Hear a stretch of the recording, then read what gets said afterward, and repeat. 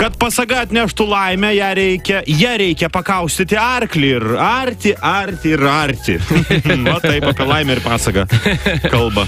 Estijoje. Prieš įvažiavimą į žiedą prie ženklo eismos ratu kabo papildoma lentelė. Nedaugiau 3 kartų. Geras. Kuo skiriasi seksas, kai tau 16 ir 35? Kai tau 16 bijai, kad neužkluptų mama, o kai tau 35 bijai, kad neužkluptų žmona. Pareina vyrukas jau taip šiek tiek ir nelaiku, ir šiek tiek su kvapeliu namo. Skambina į duris, kažkaip raktas viduje įkišta, neatsidaro su savo raktais. Ir girdim, sako, ką čia? Nu, taigi, sako, aš parėjau. Sako, neįleisiu. Sako, atidaryk duris, nori teikti gėlių geriausiai žemės moteriai. Žmona atidaro, sako, kur gėlė? Sako, neturi nieko. O kur, sako, geriausia žemės moteris? Ach, tu. Koksai išdikelis. Dar prisiminkim vieną gerą. Žmona sako, kaip granata, nuimi žiedą ir namo nebeturi. O. Taip, super. Žiūri mane keistai. Toliau. Taip. Aha, dar kažkas gal. Žinoma, kad taip. Aha. Futbolas ir galiai prieš Europos čempionatą kalbasi. Sako, už ką sirgsi čempionate?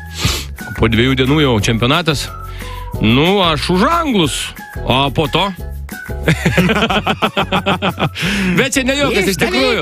Beveik jau anekdotinė situacija. Yra daug žmonių, kurie serga už Anglijos rinktinę, bet šalis, kuria gimė futbolas, nu, taip jiems nesiseka su čempionatais, kad neįtikėtina.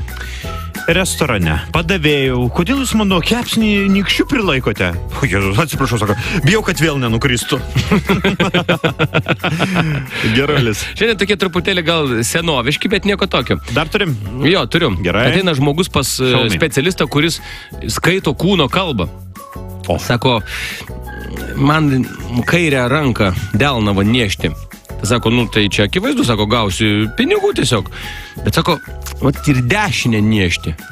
Sako, nu čia keista, dešinę niešti, tai prarasi pinigus.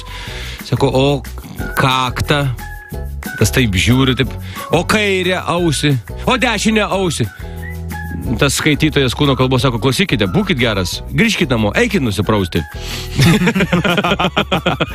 Teisingai, gerai pastebėta. Vaikinas, kuris nelabai mokėjo sakyti komplimentus, ištarė savo merginai maždaug taip. Tavo akis kaip išeiginės, irgi 2.